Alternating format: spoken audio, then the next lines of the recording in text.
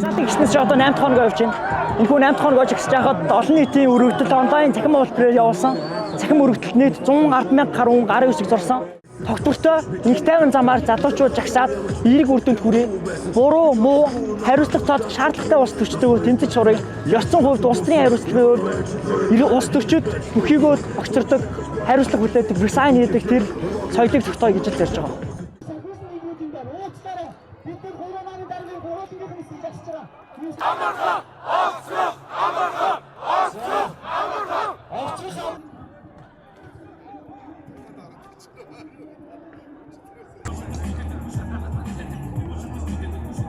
Тэр хүмүүс тийч 20 сая төгрөгийн цүх үрж ийн. Гэтэл би энэчээс комиссаас ингээд 5,000 төгрөгөөр цүх аваад үрж ийн. Энэ бас яг ингээд бодоод үзэхэд бол шудраг бус. Хамгаалалт тавьсан гэсэн. Тоон гэдэг бол Монгол улсад ингэсэн өөрчлөсөн баггүй. Ялангуяа жигшиж ирсэн хүмүүсийн энийг ингэж хэлж